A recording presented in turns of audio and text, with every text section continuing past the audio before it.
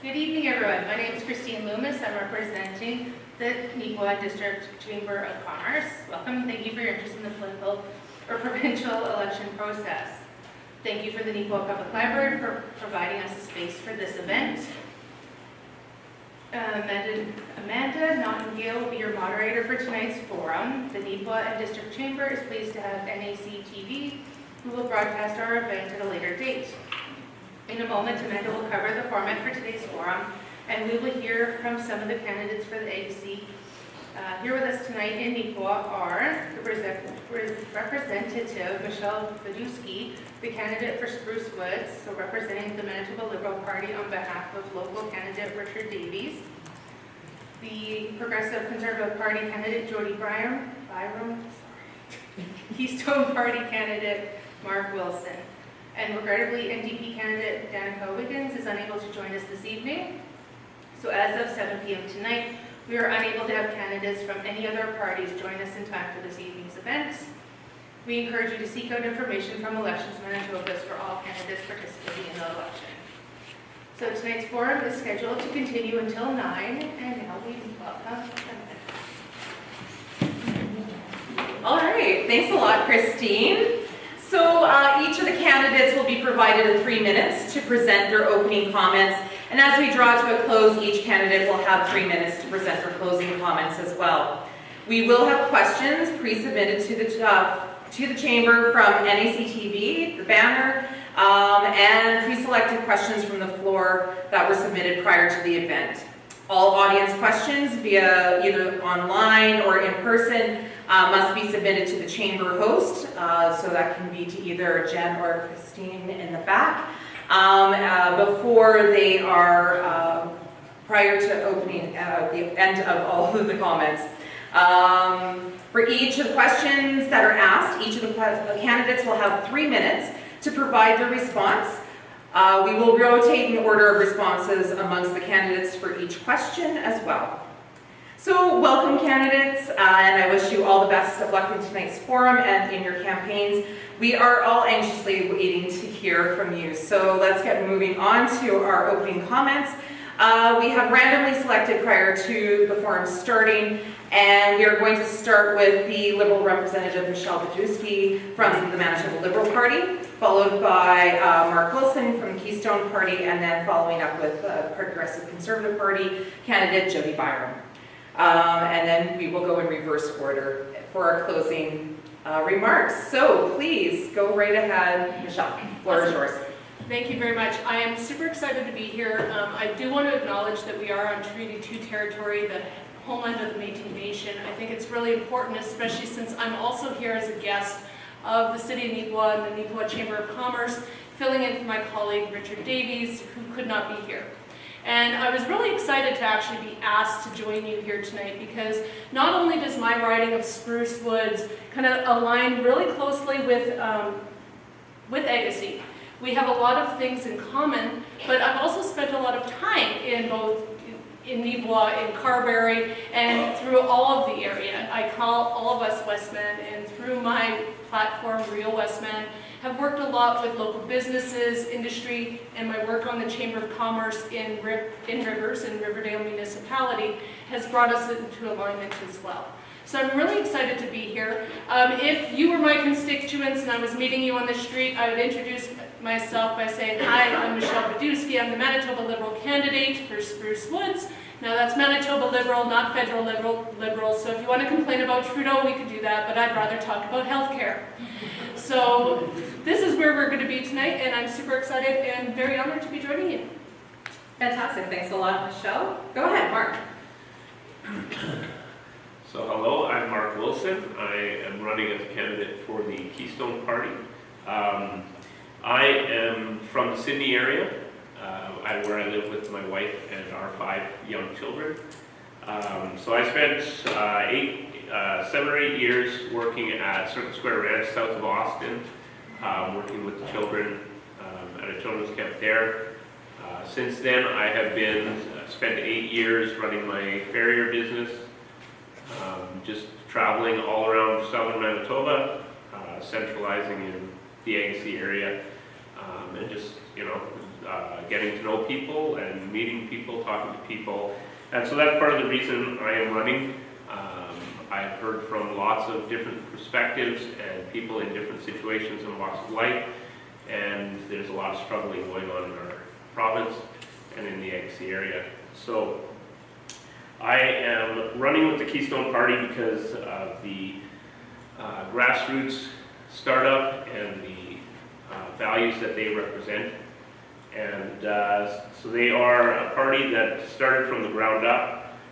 They are the first party in 30 years to establish itself independently by going around getting signatures from constituents to just show that people in the area are looking for a change, looking for something different. We have set up a revolutionary constitution which puts the power in the hands of the constituents in order to select their representative, in order to vote on the policies for which that representative will fight for and stand for, and just to take the power out of the hands of the leadership within the party and allow the constituents to have that voice. Our principles are enshrined in the Constitution. They are all available on our website to be looked through. And yeah, that Constitution also is implemented in a way that allows for checks and balances to be placed on the leadership and the representatives that are there to work for you. And yeah, that's who I am, and that's who the Keystone Party is.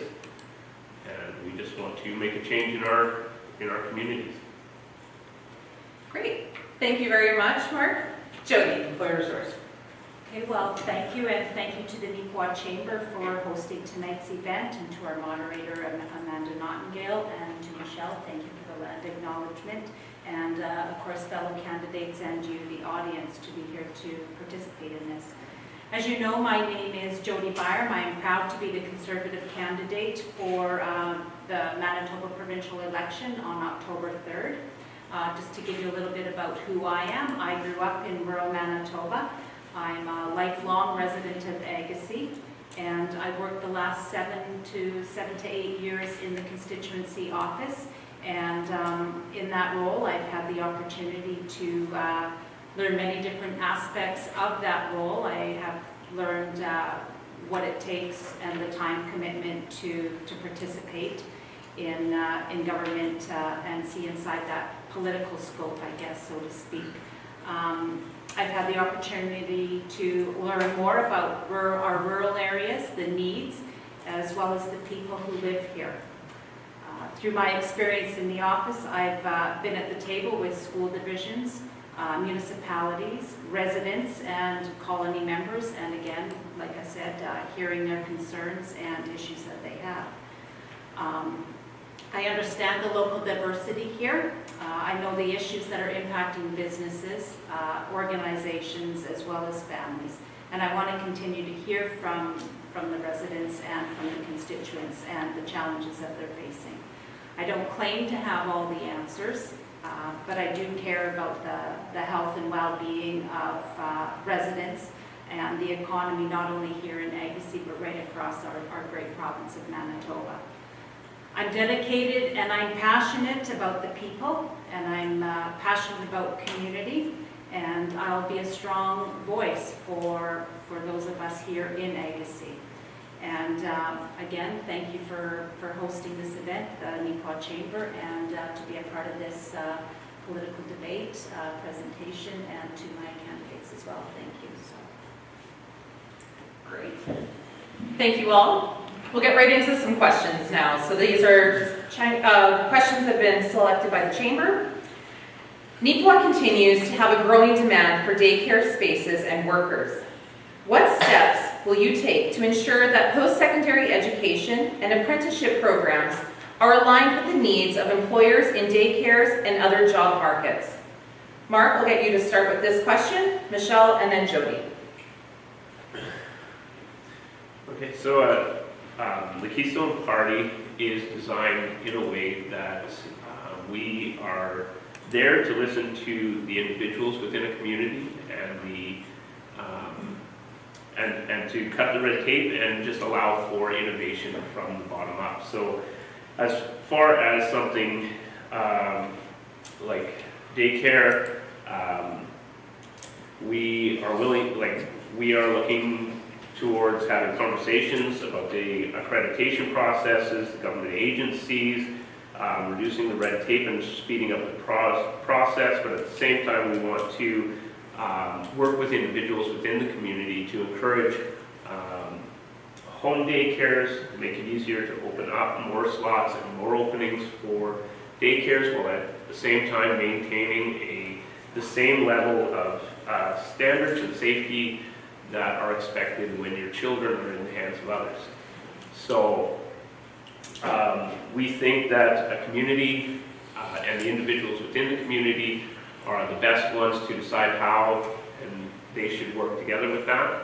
And the government officials should be there to back them up and facilitate that.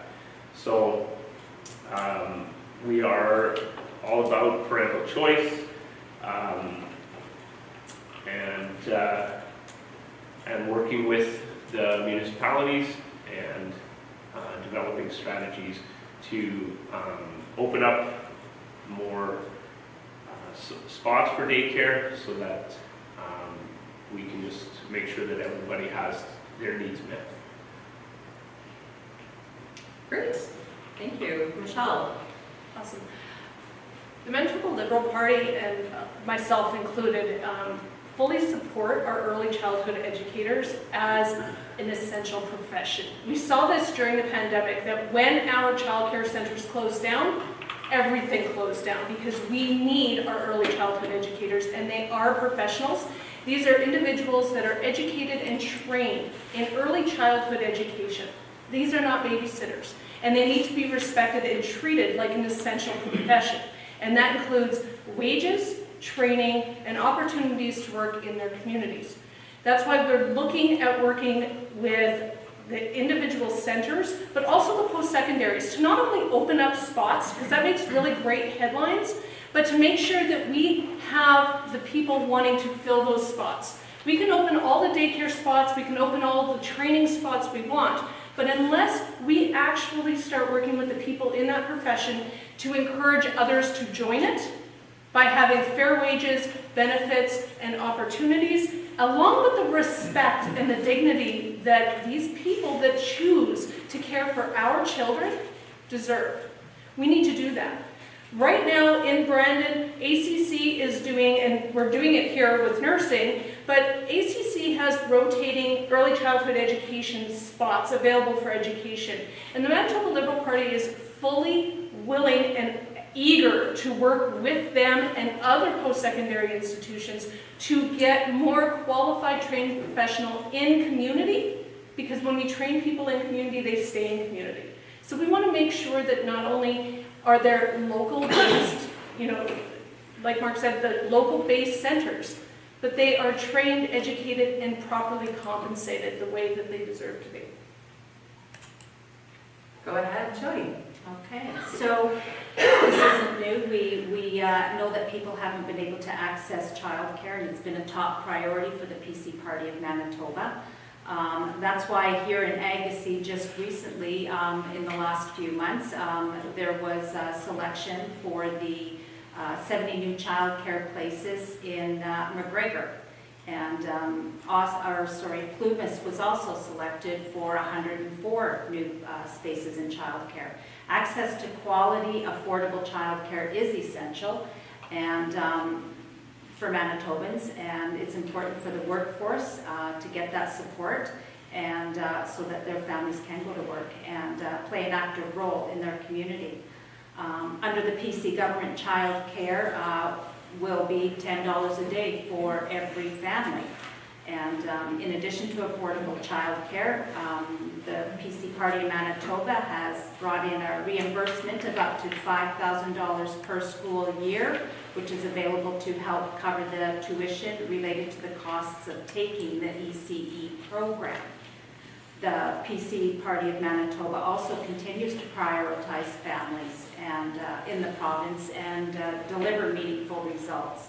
And yeah, I look forward to being part of those decisions and at the table when those discussions are happening. Great. All right. Thank you very much. Question number 2. Michelle, you'll start, Jody, and then Mark. How will you work towards improving international credential recognition to meet employer needs and ensure that foreign trade individuals have access to job opportunities that match their qualifications? Michelle. Awesome. So this starts with a collaboration between the province and the federal government to ensure that our immigration policies reflect current industry needs. And that includes working with the industries in our municipalities.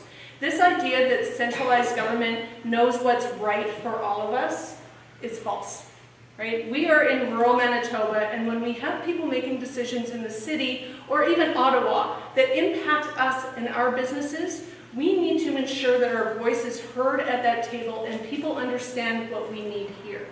So we're not only bringing in new people, because we know, working with the chamber, we've been hearing this for a long time, how it's really hard to find workers. We need new immigration, but it needs to be properly fit with the local industry needs. We need to ensure that. We need to make sure that when we are bringing in, for example, nurses or doctors, that they do meet our quality of care standards, but we do, in Mark's words, reduce the red tape so that they can get those qualifications. So in community training, where we can have people working with local experts in order to bring their levels up to where they need, or to make sure that they are working within the current industry standards, is essential. And that could be based on every single industry, not just medical care. And we also need to make sure that we are properly supporting our post-secondary education centers so that when people do need upgrading, when they need reskilling, or they need to find those critical courses that we require here that they don't have when they move here, that they can find the spots, they can get the training, and they can afford to pay for it. Bringing doctors and nurses over here only to work in retail because they can't afford to go back to school, that's a failure of our system. And we need to rectify that, and we need to rectify it quickly. Thanks, Michelle. Jody. Okay. So yes, labor shortages are certainly a challenge, and improving international credential recognition is a priority. I've heard not only at the doors, but also with business owners and professionals right across the board. Our provincial PC team has initiated a review of the provincial nominee program, which has a number of recommendations on how to improve and streamline some of these credentials and getting that recognition acknowledged a lot sooner so that these individuals can be put onto the front line or placed in their career path. We do need more of this. Unfortunately, much of it does rely on the federal counterparts as they control a much broader immigration system. We've continued to shift and change some of the barriers that impede, and we're working towards that. Just last week, the PC team announced investments in skills training, recruitment that includes the Manitoba Careers for Internationally Educated Professionals and Certification Program. I will remain committed to this as we close the labor gap, and attract more businesses and workers to our province. It's important that these people get recognized for the professional careers that they come here with. So I would continue to work for creating a better path in that. Thanks, Jody. Go ahead, Mark. So this is an area where you've got multiple levels of government to deal with, and so the basics, when you're bringing people in, you definitely, from outside the country or even outside the province, we want to look at, as was said, we want to look at what the needs are for each individual community. So Agassiz is spread across a very large area. There's lots of small communities, large communities with different needs. And so we can focus on those individual needs to bring people in to fit those needs. We can cut that red tape, we can streamline the processes to get the testing and the accreditation done so that people who have skills coming in with skills that they've developed in their home countries or in the provinces they come from, they can bring those skills in. We can find out where they are. We can give them the education to bring them up to standard. We can get them into the jobs as quickly as possible, and this has to be done in a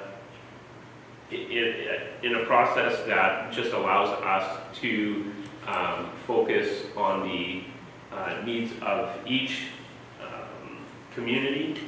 So Nipawin obviously has their needs with the hog plant and the hospitals. We have, I've met and spoken with people across the province who have come here. They've come here and they had skilled labor jobs back home, but they are kept out of the skilled labor jobs here due to many different reasons, and some of them just because of the red tape that they can't get through, whether it be financially or finding the training or just having enough slots to get them in. Yeah, I think the biggest thing is that we just need to streamline that process. Good. All right, thank you, everyone. So we'll move on to a couple of media questions. Did Banner, I was going to say, Ken, did you want to read your question? Go ahead. Okay. So, can you outline your views on Manitoba government support for funding water, sewer, and road construction in rural areas? And we'll start with Jody, then Mark, and then Michelle. Jody. Okay, funding for water, sewer, and construction was neglected for years under the NDP government. Necessary infrastructure was underspent by over $1 billion and deferred necessary upgrades and maintenance for really no good reason at all. So we are now here to clean up the mess, I guess, so to speak. And that's why for the first time in history, we've outlined a 5-year plan, investing in a historic amount to rebuilding roads and infrastructure, which the transportation industry has been advocating for a number of years, and we are now delivering on that. And just this weekend, I had somebody come up to me and we were discussing the roads, and he said that he's never seen so much road construction being done as he has in this year. So that's a good sign. We've got a lot more industry using bigger trucks for transportation, so this is an integral part of growing our economy. One other thing that the provincial government, the PC party has done and implemented is the municipal operating basket funding, which increased by 28%. That is providing an additional $47 million in the 2023 municipal fiscal year. This allows municipalities to have more money to spend where they see fit on infrastructure projects or matters that make sense to them, and this includes water and wastewater projects. Another initiative that was put forward by the PC Party of Manitoba was that we doubled the Building Sustainable Community Funds, which allows for infrastructure projects, specifically, I guess not specifically, but they could incorporate or be part of water management programs or builds. Great. Mark. So the Keystone Party is very concerned about the health and welfare of the families and communities within the NC riding. So to that end, we would be working with municipalities in an attempt to find the best way to resolve any water issues. There's unfortunately communities within our riding that do not even have clean water. And so we would put an emphasis on working towards resolving those issues, and not only that, but putting an emphasis on developing processes within the communities that would allow them to be set up for future advancements. We want communities to grow, we want townships to grow, and so they need to be ready to expand into the future. And so, yeah, our basic party principles are let's make Manitobans successful, and the best way to do that is to speak with them, to listen to what they're saying, and to develop processes that can move forward into a future of prosperity. So. Great, thanks. Go ahead, Michelle. I'm going to agree with Jody on one thing. Under the NDP, our roads and our infrastructure were badly neglected. I'm originally from northern Manitoba. I'm almost 50 years old. I have never seen our infrastructure in rural Manitoba worse than it is right now. It has been neglected. But what I do disagree on is that our area, Agassiz and Spruce Woods, have had conservative MLAs for the last 7 years of a majority conservative government. And it's only now that we're seeing the investments in an election year coming into our roads, majority of which are east-west bound, leading into the larger centers. And those roads that are going north-south into our communities, the feeders for our communities for residents, tourism, and small business, have been neglected. And our local MLAs, whose job it is to speak for us in Winnipeg to make sure that we are prioritized, have not been doing that, because if they were, we would have it done already. The fact that we have communities that don't have safe water, or that we have to beg for upgrades to lagoons. My town was on a boil water advisory for months and months and months as we upgraded our water treatment system and our lagoons. This is not acceptable. Our small towns, our rural municipalities do not have the tax base to be funding major infrastructure upgrades, and especially when they have been neglected for decades beforehand.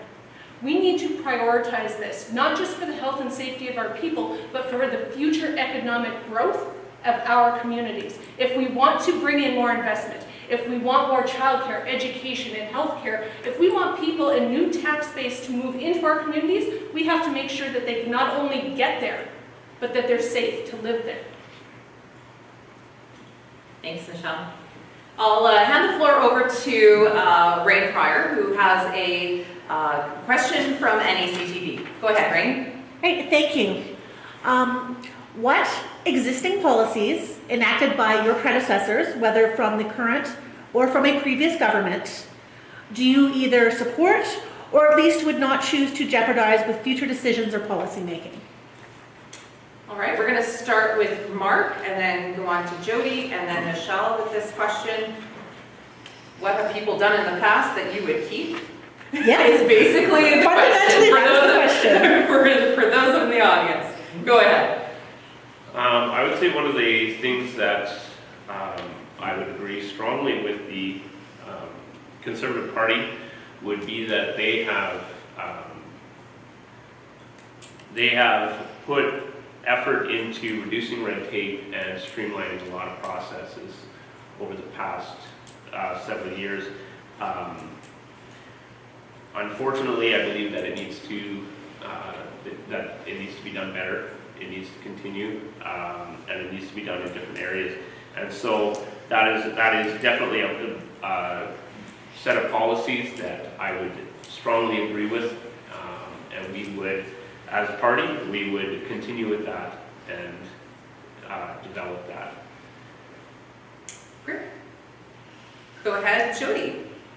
Okay, I would probably echo some of that, is the fact that the PC government did go in and stick to their word and reduce the red tape. as well. I believe that they did go in and reduce the PST. So that was a policy that they put out in 2016 and they stuck to that, so. Michelle? I like this. I like being last and I like being in the middle. Because the best part of being a centrist is I get to agree with and disagree with everybody. So some of the great things that I have seen come out, especially in the last little while, that have really benefited our communities is investment into policing, because we know in our rural communities we don't necessarily have access to centralized police forces. My town of Rivers does, but it's like one of the very few in the area. And we know that crime is on the rise, and we need to address that. So I absolutely love the idea of funding for police and community-based policing. I also really like the idea, or it's not so much a policy that was enacted, but a policy that wasn't enacted when Heather Stephenson took over as premier and kiboshed Pallister's idea of centralizing our school boards and taking away our local school trustees. Because here in rural Manitoba, the idea of having centralized decisions, even more so than they already are, would be devastating to our local communities and to our children.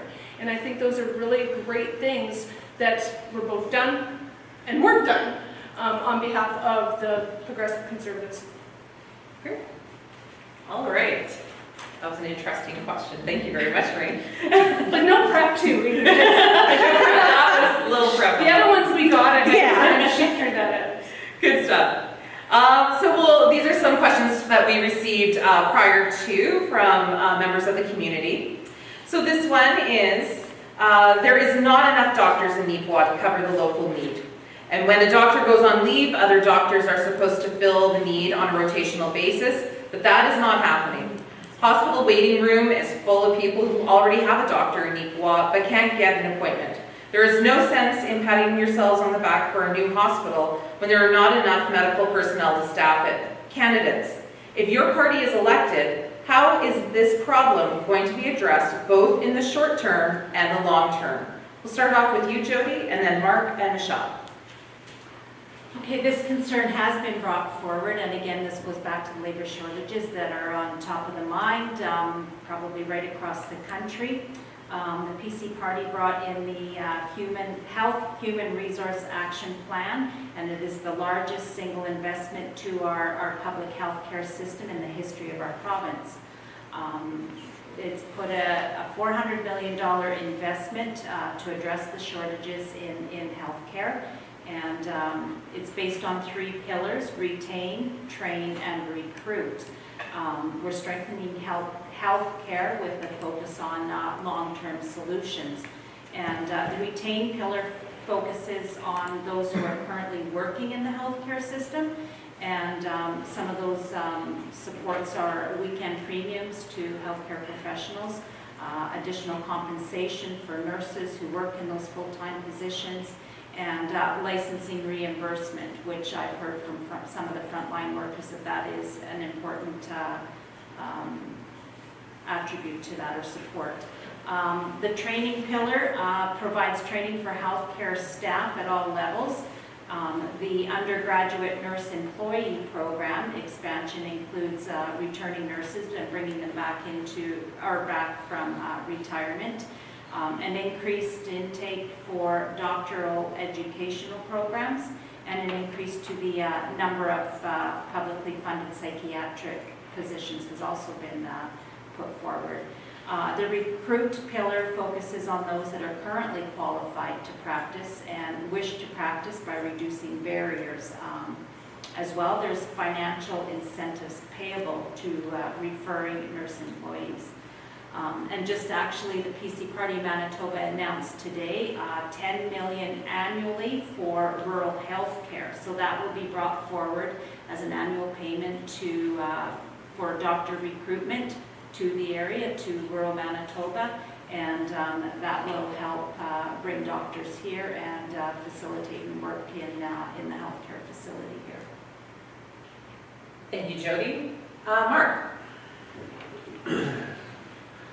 So, with doctors and nurses, there's definitely an incentive problem with keeping doctors and nurses in the rural communities. A lot of doctors especially, they want to practice their specialties. Their specialties are going to be practiced in hospitals in major centers. So we have to come up with strategies that would convince and advocate for doctors to look at the general practitioner practice as more worthwhile, a community that would allow for them to bring their families and join in with community and give them something that they're looking for here, rather than heading off to Vancouver or Ottawa or wherever the big center is that they can practice a special surgical practice that is of interest to them. So the Keystone Party would work with health authorities, we would work with doctors, and we would also work with nurses. And one of the big things that I hear around the province is that nurses are not asked how things are going within their hospitals. So their doctors are being asked, the heads of the hospitals are being asked, but the nurses are being left behind, or their concerns aren't being addressed. And so these are things that the Keystone stands for. It stands for the individual. We stand for the people working and making things happen. And so our goal would be to bring everybody into the conversation and just find a way to make hospitals a place that retains workers, retains nurses, retains doctors, and can provide the access to the patients that is needed. All done? Okay. Thanks, Mark. Go on, Michelle. Okay, so healthcare in 3 minutes, got it. All right, so this is the big concern for me, is that here we have in the entire, I'm going to say, Brandon area, because we have had our rural ERs closed, not just in Carberry, but all around the southern part of the province in Spruce Woods. Right now, if you are within this area, where 100,000 people are served, you only have access to 3 24-hour, 7-day-a-week ERs. Burton, Neepawa, and Brandon, for 100,000 people. This is a concern for Neepawa because, as you said, you're getting a new hospital, but your ER is one of only 3 servicing 100,000 people. If we don't focus on immediate solutions, your ER is going to be overwhelmed, which causes, like Mark said, we want to create places that people want to work.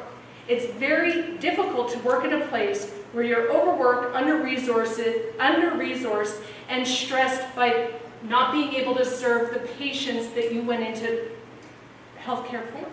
Nobody goes into healthcare because they don't want to help people. And when we're putting that on our medical staff and our technicians and our EMS, that's what they're getting when they go to work. The Manitoba Liberal Party's health platform was actually put together in collaboration and consultation with the Passwiak Cree Nation's wraparound holistic care, where everyone can get the care they need in one location. Because you know what? We can't always just run into the city for lab work because our lab is closed. And some of our communities don't even have that option. We need immediate, urgent care centers to relieve the stress of our ERs. We need community-based training, like the new rotating nursing location that Neepawa is getting. Because when we train people in community, they stay in community. We're also working with and supported by the City of Brandon and Brandon University to bring a medical school to Brandon with in-community training for healthcare professionals. We don't need to, municipalities and people in municipalities are being asked to fundraise to help pay and recruit medical staff. This is not the job of your municipal council, this is the job of your province. And we are being asked to donate to pay salaries and recruitment bonuses to bring people to our communities. That is not our job.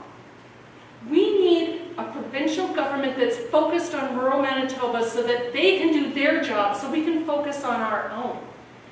And in order to do that, yes, we need to work together, but we also need to work from the ground up and figure out why people are leaving. When you have a mass exodus of staff, that is not a money problem. That's not a budget problem. That's a leadership problem.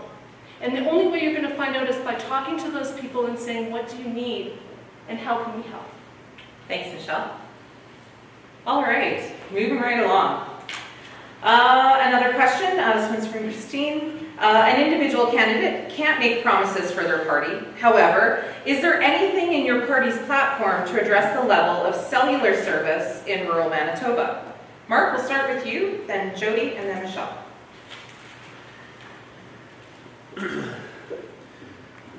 So, cell service is a hard one in Manitoba because it is obviously not very good in large stretches of our area. And it's also private companies. So we don't want to be a government that dictates to companies how they function and how they operate, but we also want to incentivize to do the best for their customers. So in any way that we can open up competition amongst the cell companies, Canada has some of the largest cell bills in the world.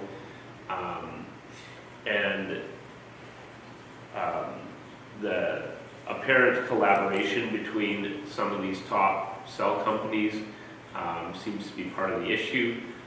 So the government's job is there to protect the individuals, and so there are some areas I think in which the government can step in and discuss with the cell companies ways that we can, whether it be just open up cell service, whether it be to reduce cell prices, whether it be to bring in more companies to provide competition. I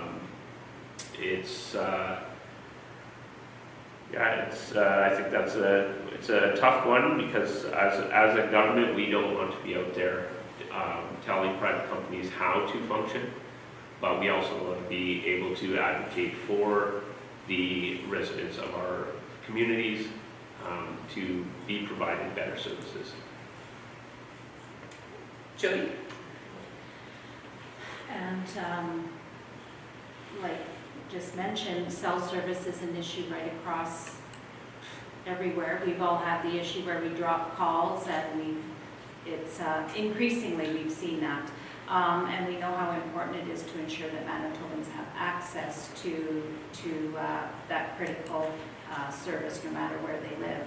The PC Party has partnered with Explorenet to expand on internet service, and they have provided to 30 First Nation communities, as well as over 200 rural communities, to expand on that cell service.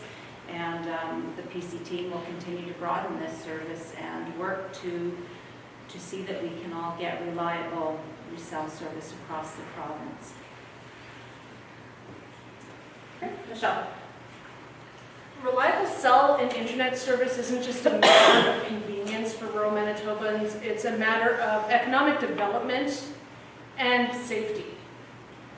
We need to make sure that our residents are safe, that they can access help when they need to, but we also need to make sure that our local businesses have the technology and bandwidth that they need to run a competitively global business, right? That's the thing about the internet. It's opened us up to a whole new world, and we can compete in it if we have that infrastructure.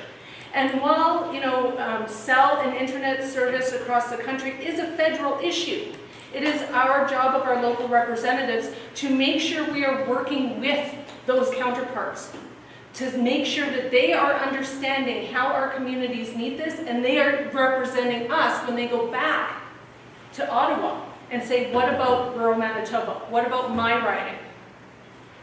Larry McGuire, Dan Mazur, that's their job to do that at a federal level. It is our job at the provincial level of our MLAs to work with them to ensure that's getting done for our municipalities and for our chambers. If we want to compete, if we want to attract people leaving the cities across the country that can now work remotely to our communities, saying, you know what, we have lower taxes. Look at our community. Come live here and work there. We have to make sure that they can do that. And in order to do that, we need that cell and we need that internet service. And we need it to be consistent. And again, as we are going back to healthcare, you knew I would, as we're going back to healthcare, if we are asking people to drive an hour to the closest emergency room, we need to make sure that they can at least get a cell call through. I live 25 minutes outside of Brandon, and there are 3 dead zones between my house and my work. That's unacceptable, and we need to change that, and we need to just stop talking about it and actually start doing it. Thank you. All right. Housing is a critical issue for Manitoba and the Neepawa area. With the continuing growth of the community, how can we attract a workforce to fill the demands of a new hospital, larger schools, continuing growth and needs of a processing plant, if there's nowhere for workers and their families to live? We have families living in a bedroom, 1 room, not a suite, and in a basement with other families doing the same because of the lack of safe, affordable rental accommodations in the area. What are the short and long-term solutions that your party has to solving the housing crisis in Manitoba? We'll start with Jody, and then Michelle, and then Mark.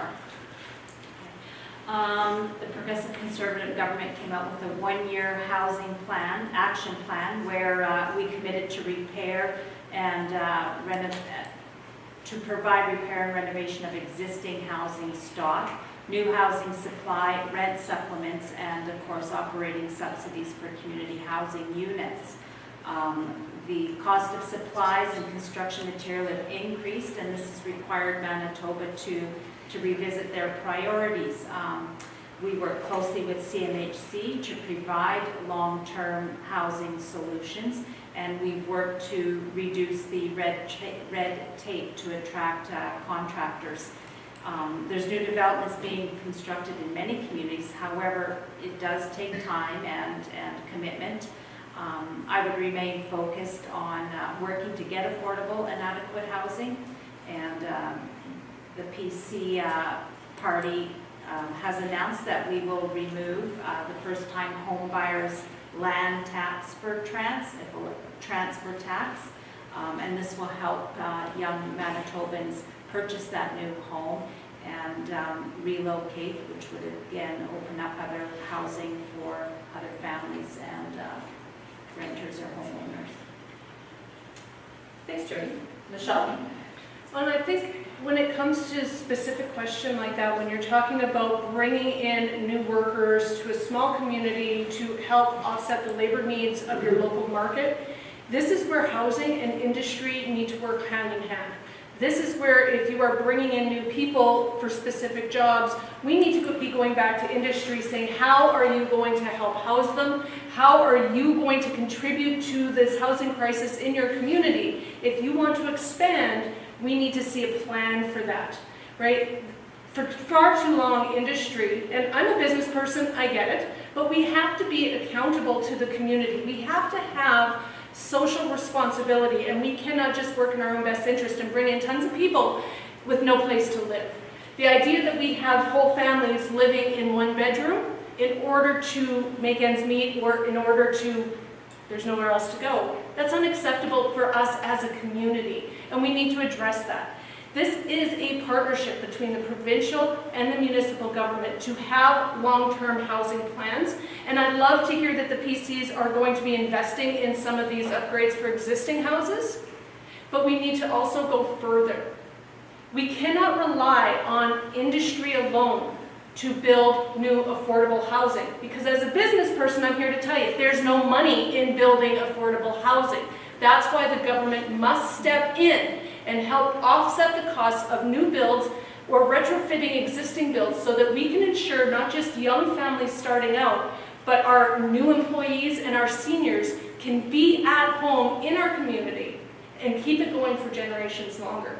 This is not a matter of, something that we do off the side of our desk. It must be a priority, and it affects rural Manitoba just as much as the urban centers. We just don't hear about it as often. Thanks, Michelle. Mark? So one of the biggest expenses that contractors deal with are the permitting and bureaucracy that they have to get through in order to even start a project and continue a project. So this is again an area where the Keystone Party would be looking to cut a lot of red tape, to streamline permits, rezoning, all these different things that allow the contractors to get started on projects, to get their projects moving so that they're not sitting with downtime waiting on inspections and different things to happen so that they can continue. The workers, in a lot of cases, the workers are there, they're waiting to get the job done, but they can't move on. So, yeah, we would be looking to cut that red tape, streamline the process. We would like to look into where there's interagency issues, overlap between municipal and provincial government, and you're having to fight your way through two different levels of government to get the same thing done. And just cultivate that dialogue between the contractors and the province. Yeah, this is another area where we would like to see that that dialogue to happen within the municipalities, so that we can set things up so that we don't have to keep coming back to the same process. We can just move forward, and in the future, these things are already streamlined. So yeah, that's it. Good. Thanks a lot, Mark. Just got a couple of questions left. If there are questions from the audience, please feel free to send them back to Jennifer, and we will get to those questions as well. So here's the next one. Michelle, then Jody, and then Mark. Manitoba continues to have the highest rates of child poverty in Canada, with 1 in 5 children living in poverty in this province, an issue that has been going on for decades. Now, with the cost of living continuing to rise and food insecurity is at an all-time high, it's a 42% increase over 2022 and an 80% increase over 2021 in the Neequa area. What tangible solutions does your party have in addressing poverty, and specifically child poverty, for Manitobans? Michelle. I love this question. One of the reasons I decided to run with the Manitoba Liberals, even understanding the confusion people have between the provincial party and the federal party, is because of their long-term plan commitment to reducing poverty in this province. And this isn't just a promise of throwing money at something. These are real long-term solutions that get to the core base of poverty, homelessness, addiction, mental health, and crime. They all come down to poverty. And if we're going to reduce poverty, we've got to look at what is stopping people from getting to a life that they can afford to live, to get to that next level. And that starts, of course, with education. And we need to make sure that our children, especially children living in poverty, because I was one. I grew up in northern Manitoba, and I remember what it was like to go to school hungry and watch the other kids have food when I didn't. I was lucky. I was a lot luckier than a lot of them to be here today. We need to ensure that we have proper nutrition programs in schools, because the children, no matter what is going on at home, deserve to be able to focus on their education. This is not a long-term solution. No one is going to write a check and get rid of poverty. If they say they are, they're lying. It cannot be done in a quick solution. We need long-term investments in things like nutrition programs, equity in education, making sure that our rural schools are properly funded and supported so that the next generation of students can break the cycle of poverty. We need to address housing and house insecurity, because you know this, or many of you might. If you're unsure of how you're going to pay your bills, what you're going to eat, or where you're going to sleep, you can't focus on work. You can't focus on school. And those key issues need to be addressed, and we've already talked about some of those ideas from the Manitoba Liberal Party tonight. We need to ensure that the people in our communities are getting by, and not just getting by, but have the opportunity to excel regardless of where they live. For people with disabilities and our aging population, the Manitoba Liberals want to bring in a basic income so that people can actually afford to live and stay in their communities. We want to bring in nutrition programs, we want to support housing, but more importantly, we want to address the societal stigma of what being poor means. This idea that people are poor because they don't work hard. I'm here to tell you, 23 years ago, I was a homeless drug addict. It wasn't because I didn't work hard. We need to address those issues, whether it's intergenerational trauma, whatever is going on, mental illness, addiction. If we don't start treating the disease, we're going to see a continuation of the symptoms, and that's what continued child poverty will bring us if we don't start dealing with it today. Thanks, Michelle. Jody. Well, I think, Michelle, you kind of touched on it there. It's multifactorial poverty, and it leads into many other things like education, so on and so forth. And supporting children and youth to meet their full potential, it represents an opportunity to break the cycle of poverty for generations of Manitoba families. Although Manitoba has seen significant improvements in its low income rate for children, there are still far too many children and youth living in poverty. The PC team has a poverty reduction strategy which addresses and includes advice to address the many challenges of those Manitobans that are living in poverty. The plan focuses on healthy communities, strong families, and keeping children in family networks and in their home communities.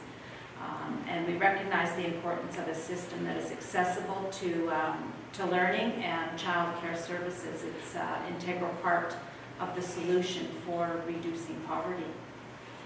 The PC Party has been working on making life affordable for all families, such as lowering income taxes over the next number of years, and this will put more money in the pockets to our hardworking people and putting a little bit of less stress on some families. So. Thanks, Jody. Mark.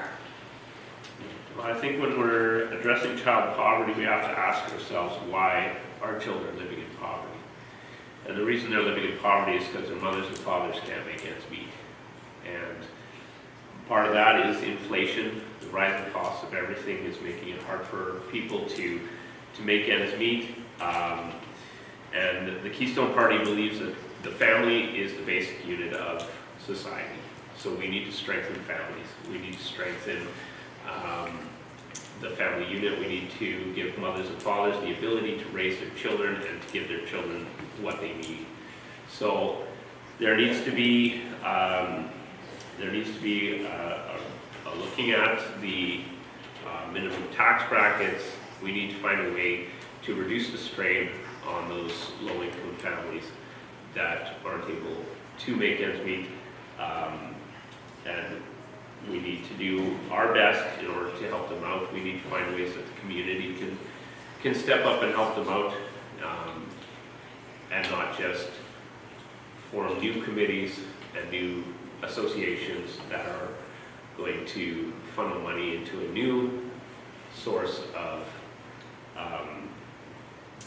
just putting money into a problem that is continuing to exist and continuing to get worse. I think if we can get the individuals and the families in a situation where they can be making ends meet themselves, then they don't have to rely on the government. So we need to do what we can to back them up and to strengthen their ability to make an income and to be able to make ends meet on their own. Great. All right. What are your plans to support infrastructure expansion in rural areas to promote economic development and generate employment opportunities for local communities? We'll start off with Michelle, and then Mark, and then Jody. My background is in business. I'm an entrepreneur. I built multiple businesses in rural Manitoba, both in Rivers, in Brandon, and remotely. I've worked internationally, and this idea always comes back to our local chambers when I was president of our local chamber, and I had this conversation with Douglas Lamont of the Manitoba Liberals just 2 days ago. If we look at our rural towns, our small towns as individuals, almost like we would as if they were their own individual business, and created a marketing plan for them that was unique and specific. Agassiz is a very large riding.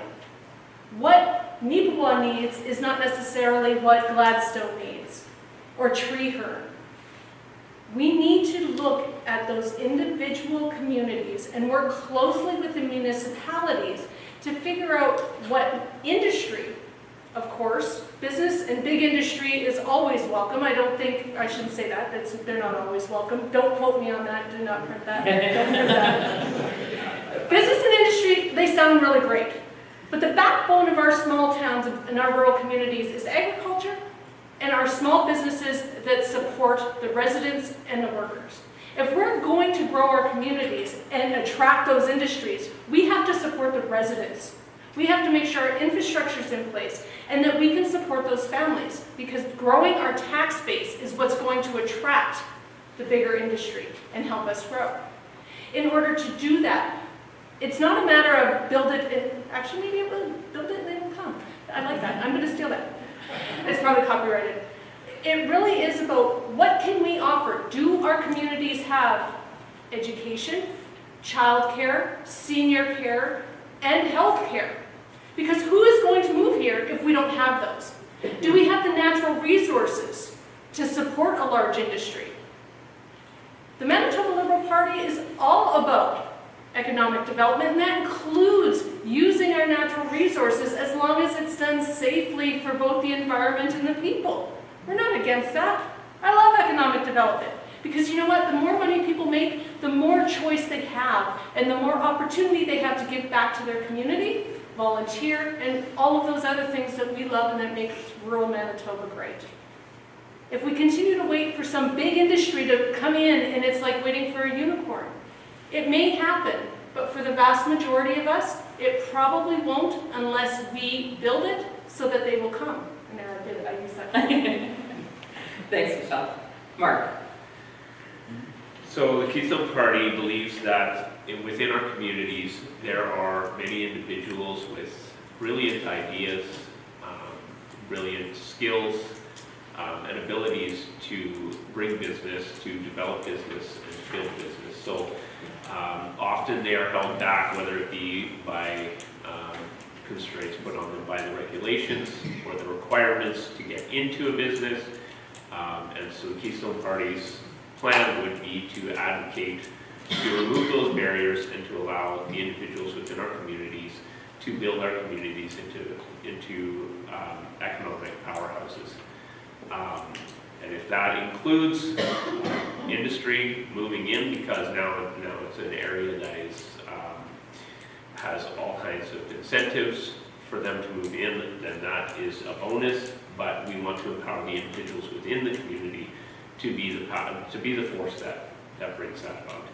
And I think the biggest way that the government can aid in that is just removing the barriers and giving everybody the opportunity to step up, to bring their ideas to the table, and to be able to move forward with their ideas, bring their skills, and not be held back.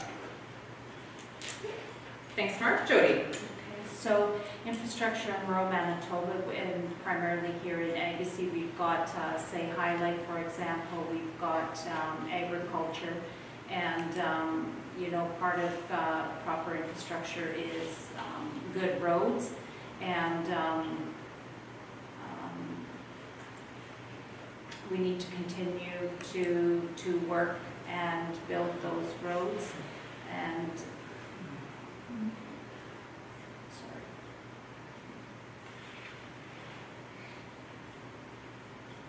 Did you want me to reread the question, Jody? no, that's okay. That's okay.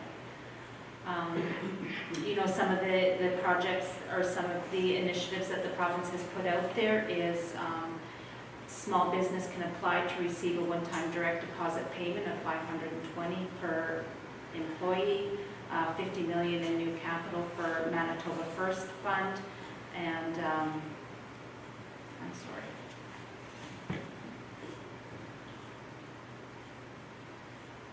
That's probably the longest 3 minutes I've ever had.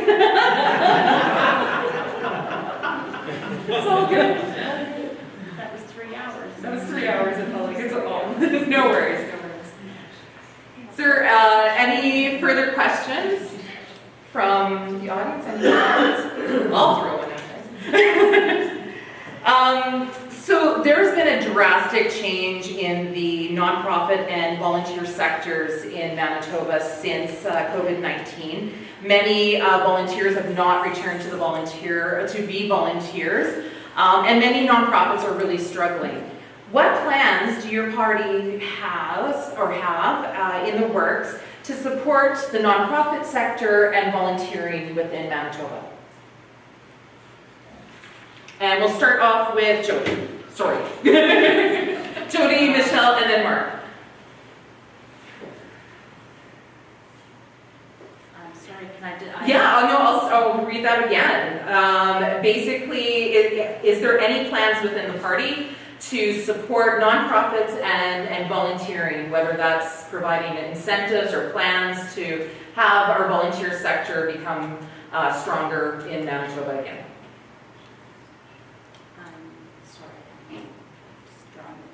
That's okay. We'll go with Michelle and Mark, and then we'll turn back to you, Jody.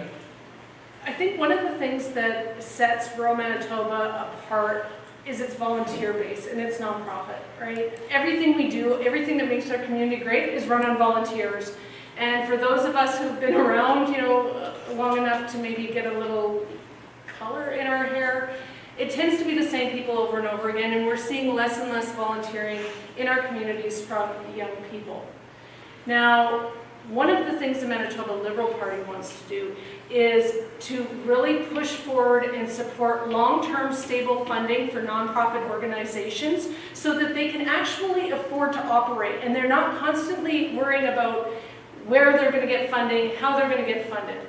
And taking that stress away from the board of directors for our local nonprofits and our community organizations will allow them to actually focus on the work that they want to do in the community. And by taking those stresses away, we can encourage more people to participate. The other thing that we do know is that new residents to new communities love to get involved in local organizations. So as we increase our infrastructure, as we increase healthcare and our roads and education, and we work on economic development plans to bring new people into our communities, we're going to see our volunteer base grow naturally. But it all comes with stable funding, and that funding comes from an innate respect, appreciation, and acknowledgement of how important our local communities, organizations, and nonprofits are, because without them, our communities cannot survive. And it doesn't matter if it's your local Lions Club, if it's your local food bank. It all relies on volunteers, and we need to properly fund those organizations so that the volunteers can work with the community and not worrying about constantly fundraising just to keep their doors open. Thanks, Michelle. Mark. So volunteers, you're going to find volunteers if they feel connected. So this is an area where the Keystone Party structure, being based in the individual, being based in the family structure, being based in community, and developing community spirit. I believe that if we develop strong community spirit within our different areas, then we're going to see an increase in community aid, community involvement. The whole structure of the Keystone Party is to get community involved in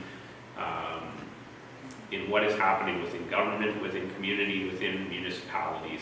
And so I think if we can move forward and bring people into that so that they have their say, they will have a feeling of connection with the community, they will have a connection with those nonprofits, and that will bring them into the conversation, but it'll also bring them out to give aid in whatever form that is, whether it be volunteering to help at events for nonprofits, whether it be donating towards those nonprofits. If you feel connected to a community, you want to see that community thrive. And so that's our goal. That's where we would like to bring our communities. Thanks, Mark. Jody. Okay, well, I think we've all been to enough fairs and pancake breakfast. We understand that volunteerism is an integral part to every community and many organizations. like the candidate said, they're an important part of every community, and fundraising for each of those organizations is integral to the stability of those and bring a sense of community together. Great. Thank you. Any further questions? Nothing? Okay.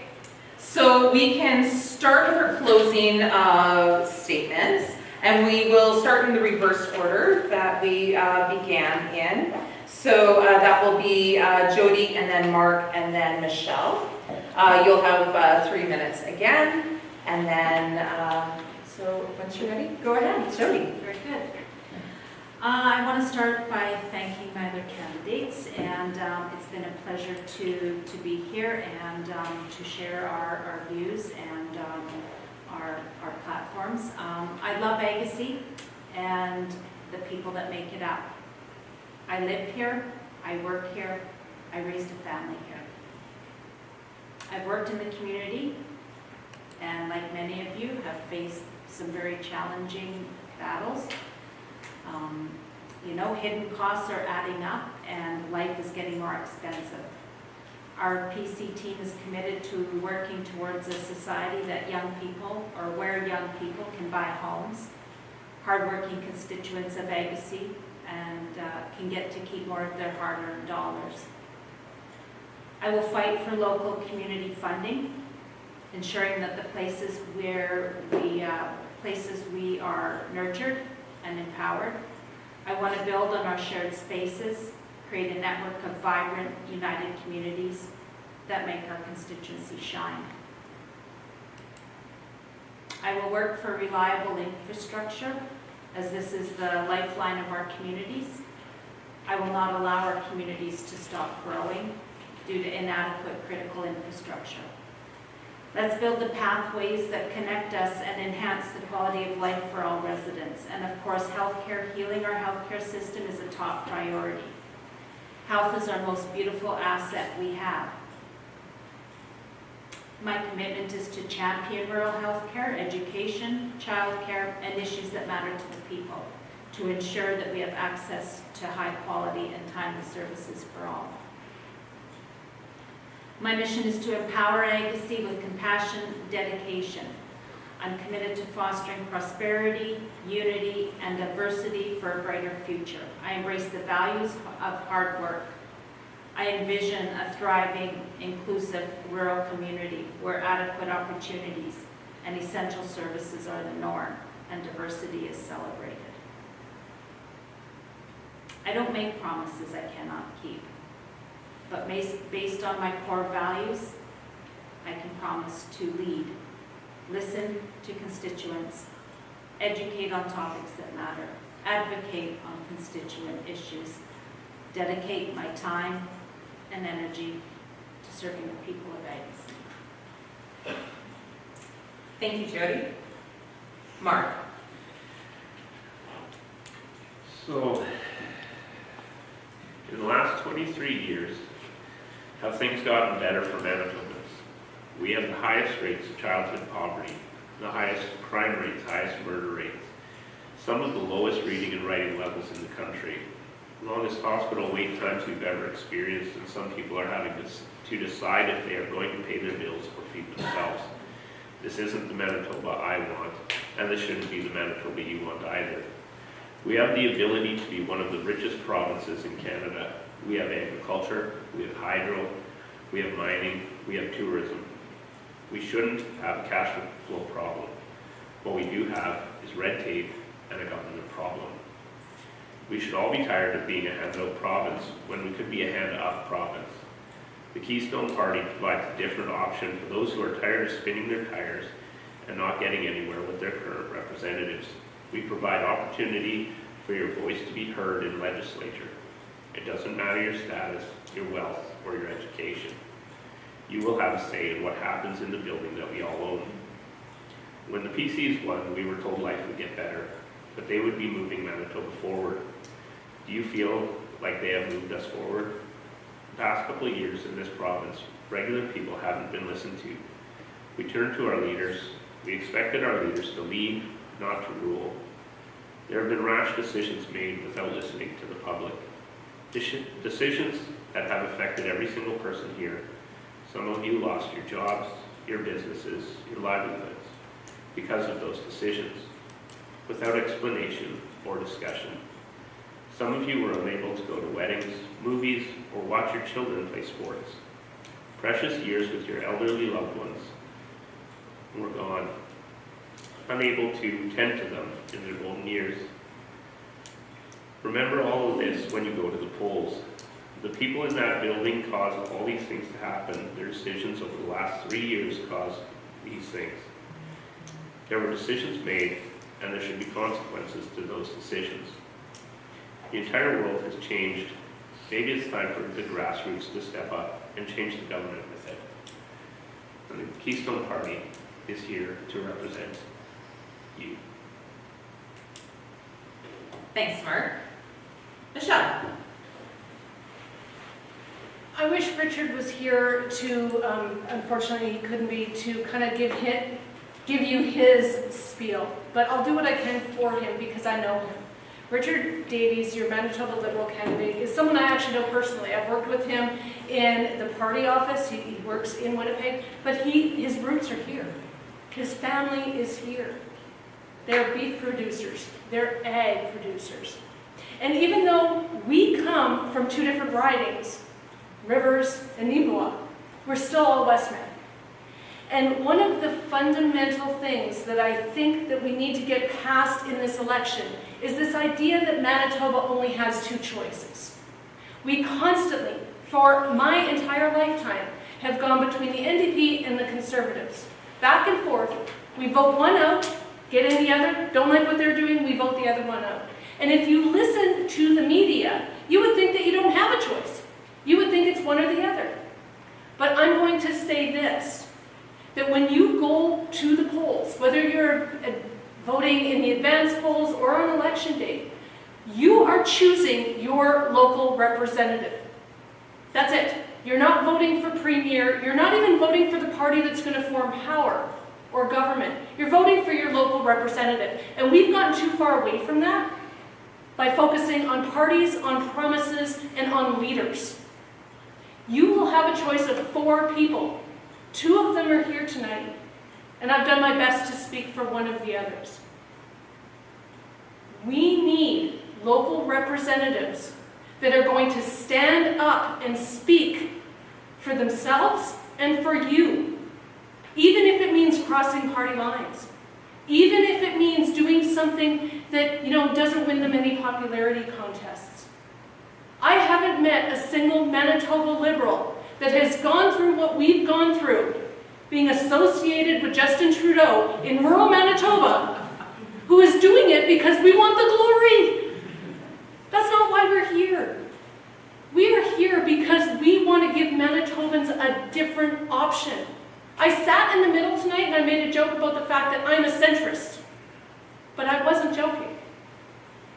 The Manitoba Liberal Party may not have formed government in the last 70 years, but that does not mean a local Manitoba Liberal representative can't make a difference for your community. And this idea that they're a fringe party or not an option, I need you to put that outside of your head. Because when you vote, you're choosing one person. And all you have to ask yourself is, at the end of the day, when I pick up the phone and I call my local MLA because I'm in trouble, who do you want to be on the other end of that phone? And that's the only question on election day. Thanks, Michelle. Well, thank you very much, all candidates, for your engagement in the lively discussion tonight at the Nipawin District Chamber of Commerce Candidates Forum this evening. A special thank you to all of you who have joined us today and those who have submitted questions for our candidates this evening. Also, this evening would not be possible without the staff and volunteer efforts of the Nipawin District Chamber of Commerce and the hardworking staff of NACTV who have helped bring the forum to you. I encourage all of you viewing and attending tonight to please vote. If you have questions or comments or concerns, reach out to your candidates. Get on the phone, go online, see what the party has to offer. If you're not clear or if you want to have further discussion, that's what they're there for. Please engage with your candidates, make an informed decision, and encourage others to vote. Your vote does matter, regardless of what you feel. Some people don't feel that it doesn't matter what you're going to vote, but every vote does count. And it's important to make sure that you exercise that right to vote, because some of us haven't had that right for very long. I am going to just say that our provincial election is on Tuesday, October 3rd, 2023. Please, if you have not received your voting cards, contact your election office, wherever you happen to be in the Agassiz, or across the province if you're happening to watch us on NACTV. I want to thank the candidates again and everyone here tonight, and thank you for allowing me to be your moderator again for this evening. All the best in all of your campaigns for the rest of the election, and good luck and good night, everyone. Thank you. Thank you.